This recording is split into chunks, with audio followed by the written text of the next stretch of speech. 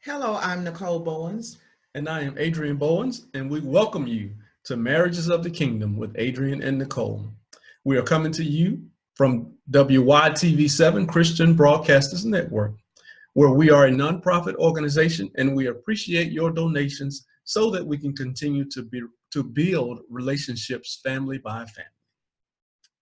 Okay, today we will discuss outside distractions in our marriage that hinder us from giving 100% to our spouse.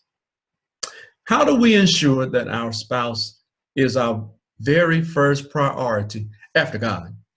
How do we ensure that our spouse is our very first priority? This knowledge can be applied to our jobs, our businesses, our friends, as well as our family. Here's the answer. You ready? The answer is no one, and we mean no one, or nothing should come before your spouse other than God. Simple, right? Again, no one and nothing should come before your spouse other than God.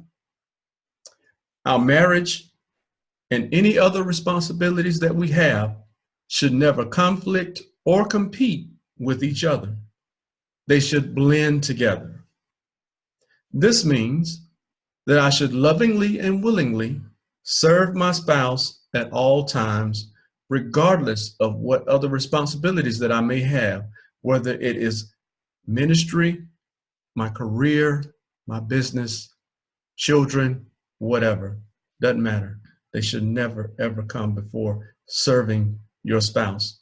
Key word in all of this is serve. We don't talk about serving anymore. A lot of times when we talk about service, we're talking about being served. And we want somebody to cater to me, and I want somebody to help me, and I want somebody to figure it out for me, and I want someone to be there for me. What about being there for your spouse? That's where our service begins. We begin to serve one another, and we'll discuss that a little bit further. Sometimes this is our thought process. Hear me out. We think marriage is important, but my ministry is for God. Okay. Our marriage is important, but I have to build my business or climb that corporate ladder. This is our thought process. We must understand that our very first assignment, as you mentioned, is our spouse and our family, our children. You must understand it automatically creates separation in your marriage between you and your spouse. Is also between you and yourself and your children when they feel that everything else is more important than them. You cannot put everything else before your spouse and your family and then think that there is going to be oneness and unity, because there will not be. It is very important that we put everything else to the side to make sure that our first ministry is at home, and to make sure that we cater to our spouses and our children first and foremost, before church, before anything else, before our jobs, careers, hobbies, anything that we have going on, our spouses come first. And our spouse should never feel that we will respond to anyone else who calls quicker than we'll respond to them. Sometimes our mindset is, well, my spouse knows that I'll be home and that I'll take care of them and I'll help them later. But God works come first, or I have to get this assignment complete at work. No, our spouses should never feel like that. And neither should we assume that that's okay for them to accept that, because they should not accept that, because they do come first. It is not true. And it's one of the biggest misconceptions that you can have regarding marriage and ministry. God does not want you to be at the church all the time, serving the church, serving the pastor. If you're leaders and pastors or whatever, you know, you're serving everybody else's family except your own family. Very good. That is not the will of God. Your spouse comes before anything else. And God will never, ever, ever require you to put another thing or person before your marriage, because that's a covenant that was created between your spouse, yourself, and God. So he will never require you to put anything else prior to that. That's very key that you say that, because a lot of times we can get caught up in church and / ministry and doing those things at church, trying to be the first one there or the last one to leave, all so that we can get a good job or a pat on the back from the people or from the pastors or any other leaders. So we have to make sure that we put our priorities in place and make sure that our ministry, our service begins at home by serving our spouses and our family. Yes. If we confess to be Christians, then our spirituality should be visible. And this is key. If we confess to be Christians, our spirituality should be visible, and it should also be operational in our home first. It should be visible and operational at our house before it is at work, at church, or anywhere else. We have to stop trying to save the world and save our marriages, save our families. Yes, that is very important. We have to stop trying to save the world. Save your family, save your marriage. Spend time with your family so that you can see what's going on with them, so you can understand what their needs are instead of trying to meet everybody else's needs. We cannot be polite and friendly with everyone else, and then we're always short and distant with our spouse. Again, if there are issues, it goes back to communication. Please discuss those issues so that you can be the best husband and wife possible. Discuss those issues. But you can't be friendly with everybody else. You step out the door, you're friendly, but as soon as you hit your front door, you turn into a whole entirely different person, that your spouse wants to be excited to see you coming home. You want to be excited to go home, and so we have to make sure that what it is that we live outside our house, we live it on the inside of our house. It's very important. Absolutely. That's very true. Very, very true. We can't be, like the analogy says, like a light switch. So while I'm in the house, I'm at the home, I'm a demeaning person and everything about me is negative, and I have this scowl on my face all the time. But as soon as I hit the door to leave, I hit a switch. And then the switch comes on once I step outside the door, and I'm all smiles and I'm cheery and I'm happy and everybody's great and I love life and I love the world. But if we're going to save the world, it begins at home. Saving the world begins at home. First of all, we have to reach out to our spouses. Not saying that they're unsaved, but I'm saying in the case of us, our communication and our cohabitation, how we are in the house together as one.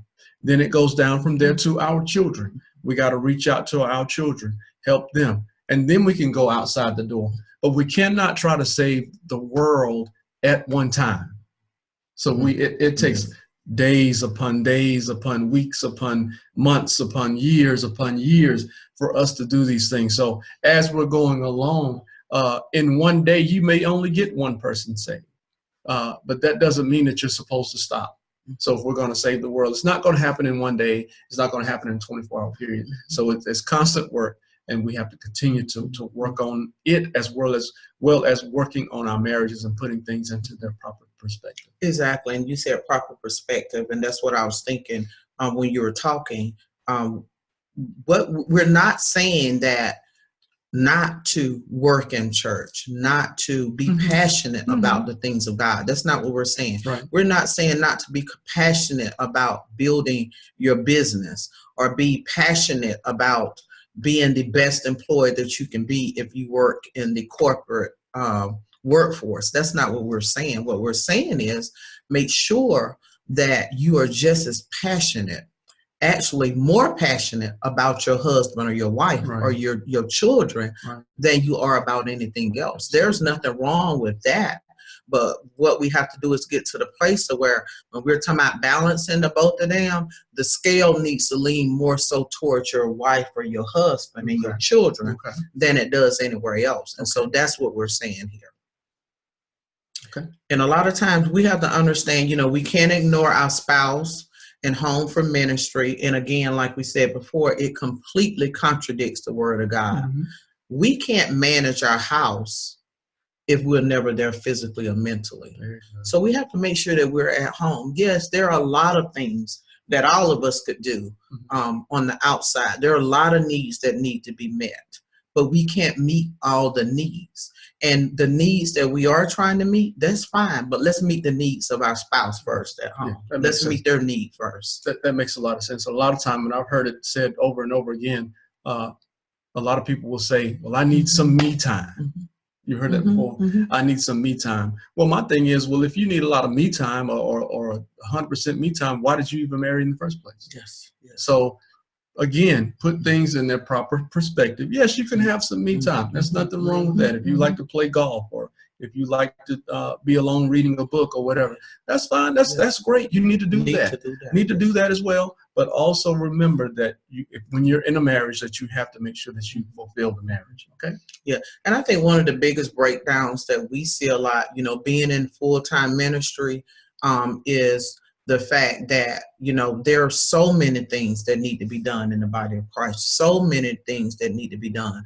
But again, make sure that you are meeting the needs of your home. If you're part of the kitchen committee at your church and they have a kitchen and you cook on the kitchen committee, please do not, I repeat, please do not fry chicken for the church and your husband is at home hungry. All right, very good. Please do not do that. Please do not be at the church all the time. You're praying for everybody else, but you have not said one prayer with your spouse at home. Make sure that you put first things first. Right. That's the key. Very good. All right. What happens in church nowadays or ministries is a lot of our leaders have burned themselves out trying to balance both home and ministry. And they go through the motions week after week, month after month, year after year, trying to maintain the appearance of oneness in their marriage, when in all actuality, that is far from the truth, because they have not taken the necessary time to minister to each other at home. And it's simple to try to minister to each other outside.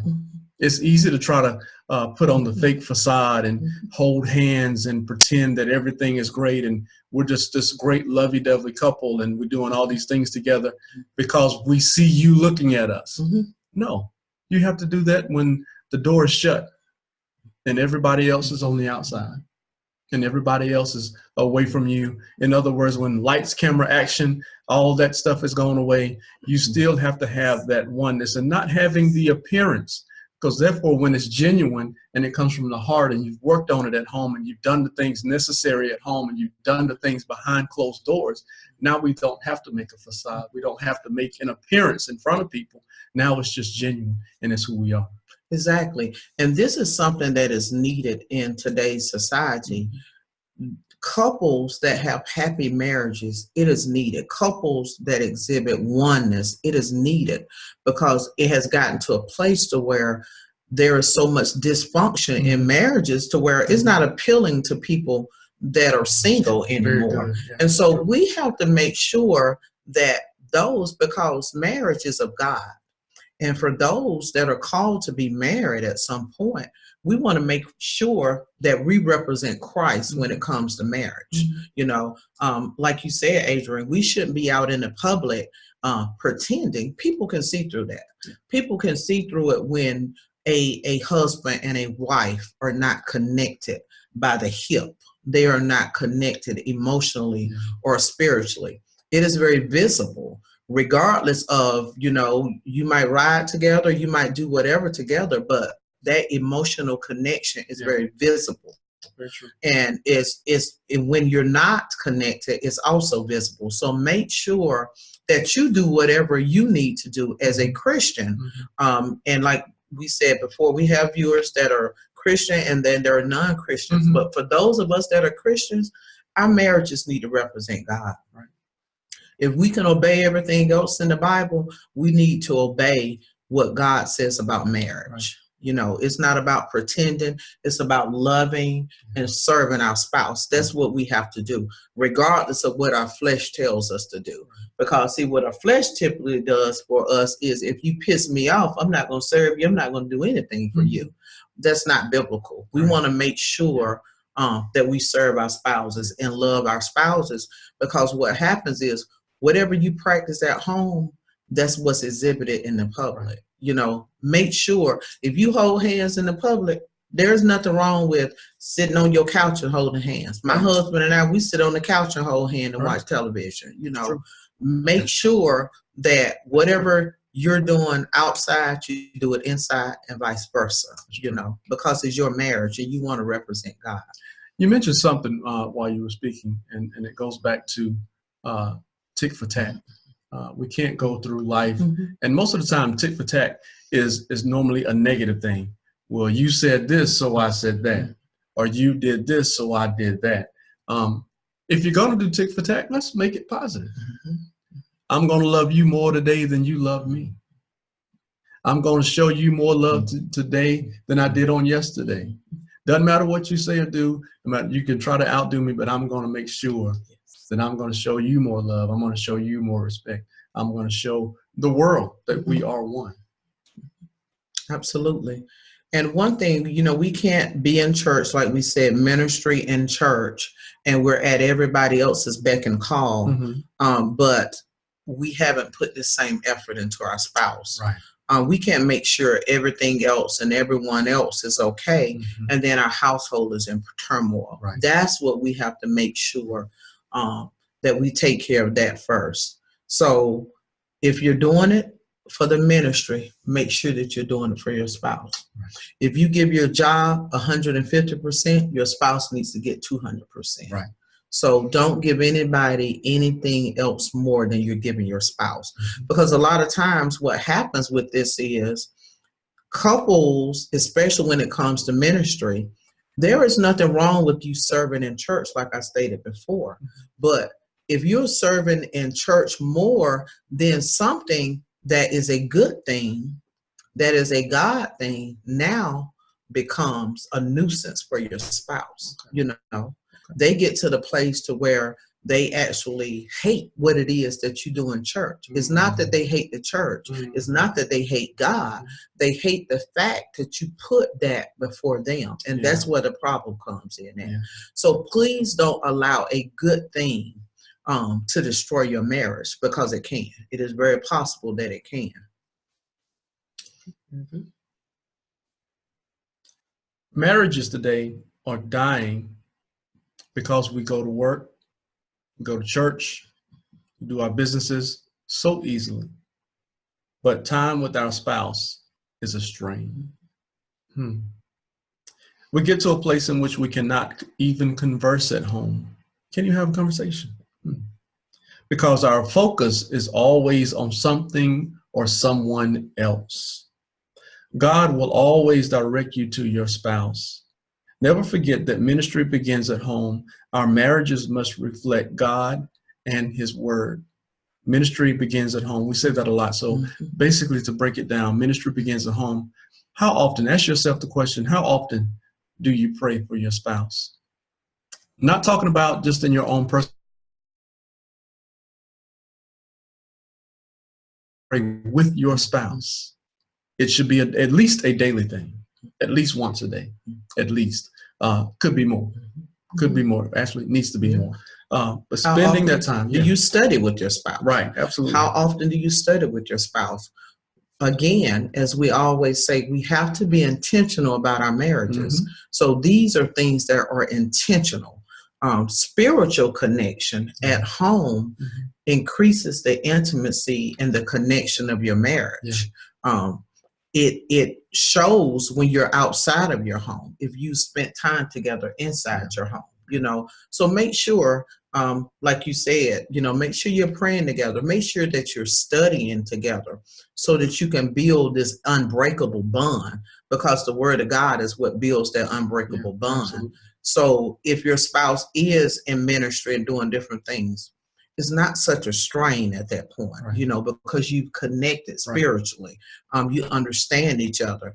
And again, if you're spending time in the Word with your spouse and communicating, that balance will take place where you will know when to pull back. You'll know when to say when. You know, you will hear your spouse when they say, okay, you've been at the church 4 days this week, or you worked over 3 days this week at the job. You will hear your spouse at that point if you are connecting spiritually. So make sure you're doing that.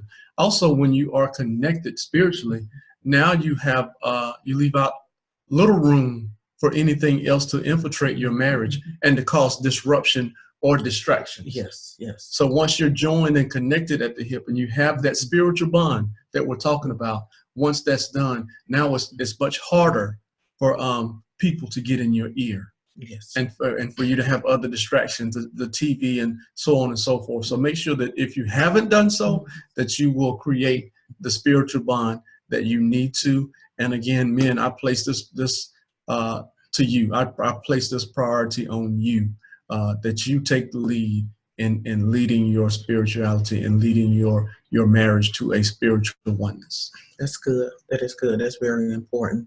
And again, all the distractions that we have mentioned during this episode are great things. They are good things. Just do not allow them to become bad things in the eyes of your spouse, because all of these things are needed. We just have to put them in a proper perspective, right? Makes sense. Again, we appreciate you tuning in with us on WYTV7 Christian Broadcasters Network.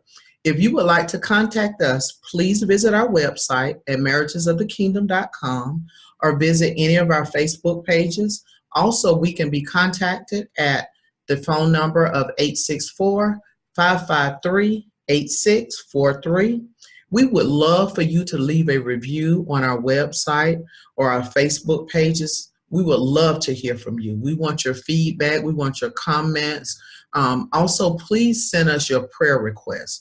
We do have prayer warriors on standby to pray for you, whether you are single, married, dating, engaged, whatever your situation is. We're here to pray for you and provide you with any needed resources that you may need to develop the relationships that God will have you have.